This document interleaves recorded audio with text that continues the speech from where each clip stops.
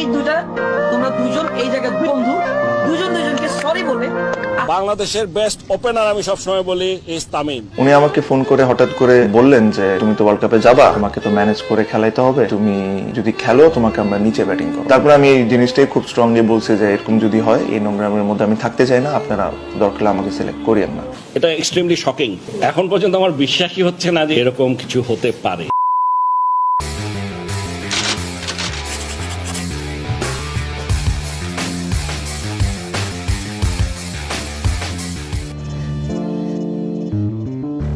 Order order order, আদালতের কাজ শুরু করা হোক।